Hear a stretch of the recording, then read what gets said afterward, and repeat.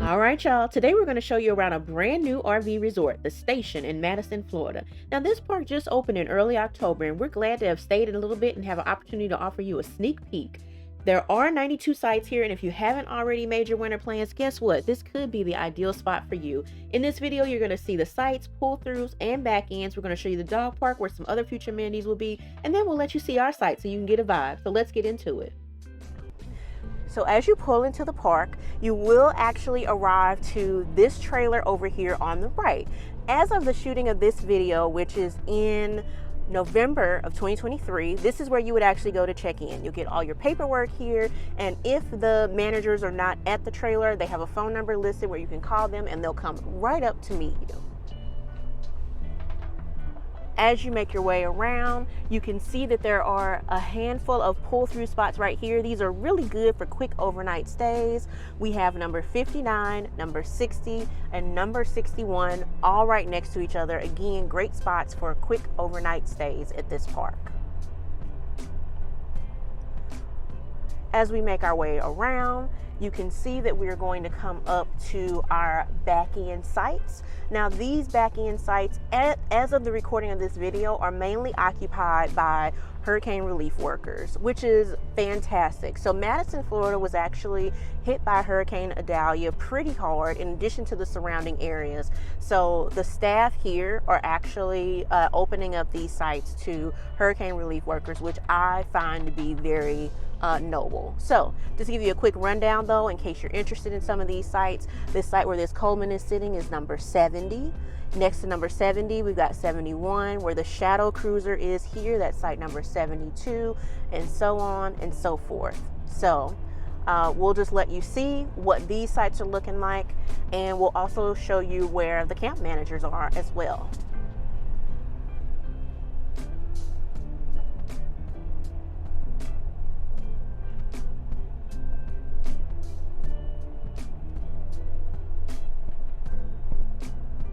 And just for reference, these are all full hookup sites. So you've got 50, 30, 110. You've got your sewer and your water connections as well.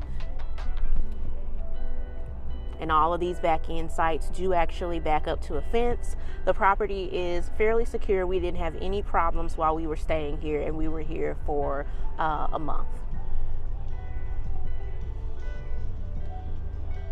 In the very back of the campground here where this Alliance is, this is actually the camp managers, and they are extremely friendly and accommodating. We have enjoyed our stay here. They have catered to our every need, including picking up our trash, things like that.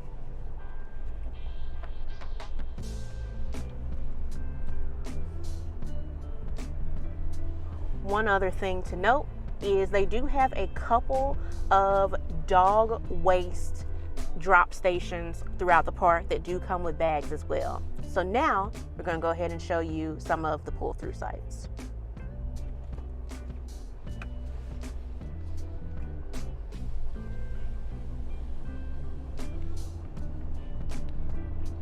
So this site here is number 27. Then next to that, we've got number 26. And so on and so forth. Now, one thing you will note is, one thing that's interesting about the pull-through sites is that they've kind of designed them to fit the type of RV that you have. So every other is really designed for a Class A versus a fifth wheel or a travel trailer. So that's one thing to keep in mind, for example. So if we look at site number 22 right here, this site is actually made for a fifth wheel. I'm sorry, this is actually made for a Class A because you're able to park your Toad in the back. And then the next site to it is actually made for a fifth wheel. So the site, the paved portion, is actually in the back of the site. This is site number 21. So that's kind of how they've structured this to make it a little bit easier for everyone. Since the full site is not paved, they've made it so that if you have a fifth wheel, you might prefer one site. If you have a Class A, you might prefer another. So again, for reference, we've got site number 17 right here, site number 16 next to that, and so on and so forth. And as you can see, there is fencing over there as well. keeping the community as safe as possible. Again, no issues at all while we were here, but it is good to know that they are taking the safety and security of guests very seriously.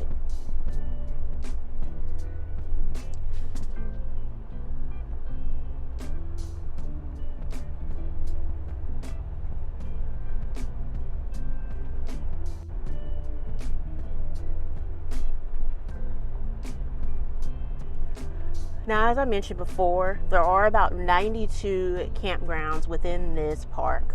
Campsites within this park. And one of the great things about that is that there's plenty of space at this moment for people that want to stay. So if you are looking for a spot that you might want to winter, if you haven't gotten your reservations in time, this might be a great place to come.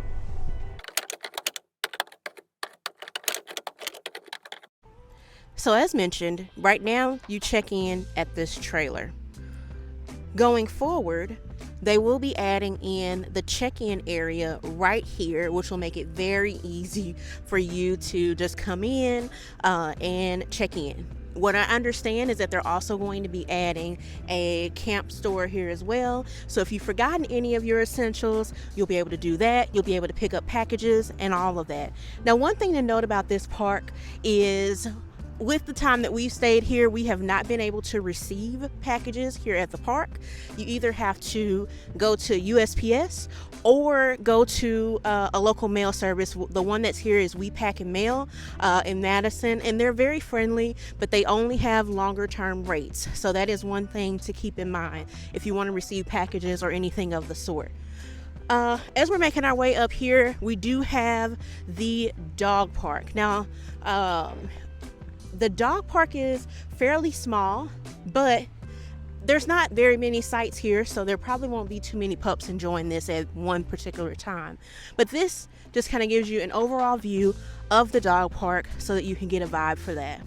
Now, as you can see, there's quite a bit of construction kind of going on around in the area, and they are building a lot of things out here. From what I understand, they're going to have pickleball in addition to, I think, bocce ball and some other things.